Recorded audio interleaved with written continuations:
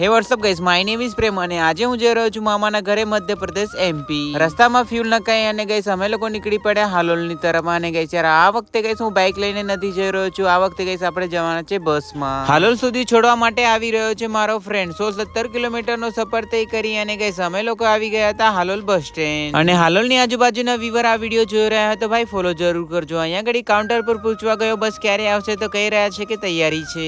અને અહીંયા ઘડી ગાઈસ મને મળી ગયા હતા મારા ફોલોવર્સ અને આ લોકોને મળીને ગાઈસ હું હેપી થઈ ગયો. થોડો ટાઈમ વેઇટ કર્યા બાદ પછી આવી ગઈ હતી બસ. મેં તો વેલો ચડી ગયો તો સીટ રોકવા માટે. અને સીટ એવી જગ્યા પર મળી કે ગાઈસ શું કહું તમને, આજુબાજુ બંને કાકા અને વચ્ચેવાળી સીટ પર મેં. આ બાજુ બી નહીં હલી શકીએ અને પેલી બાજુ બી નહીં હલી શકીએ અને વિન્ડોમાંથી નજારો બી જોવા નહીં મળે. ખેર જેમ તેમ કરી અને ગાઈસ આપણે આવી ગયા હતા છોટાઉદેપુર. અને ગાઈસ અહીંયા ઘડી લેમન સોડા લીધી. છોટાઉદેપુર આવ્યા પછી ગાઈસ સરસ મજાની મળી ગઈ હતી સીટ. ઇન્ડિયા વર્સેસ ઇંગ્લેન્ડની સાથે મેચ ચાલી રહ્યું છે T20 મેચ. જોતો ગાઈસ હું આવી ગયો તો અલીરાજપુર. અને જ્યારે બી બસમાં લાંબો સફર તય કરતા હોય ત્યારે ગાઈસ ખાવા પીવાનું નહીં, કારણ કે ગાઈસ વોમિટ થઈ જાય. અને પાણીની જગ્યા પર લેમન સોડા પીધી છે, બીજું કઈ નહીં. અને બસનો ડ્રાઈવર એવો હતો કે ભાઈ 4 કલાકના રસ્તામાં ગાઈસ લગાડી દીધા છે 5 કલાક. કાફી લાંબો સફર તય કર્યા બાદ ગાઈસ આપણે આવી ગયા હતા મામાના ગામના બસ સ્ટેન્ડે. અને અહીંયા બી ઠંડી એવી પડી રહી છે કે ભાઈ નેક્સ્ટ લેવલ. અને ગાઈસ મેં તો થાકેલો હતો તો ગાઈસ યાર ખાઈ પીને ઊંઘી ગયો.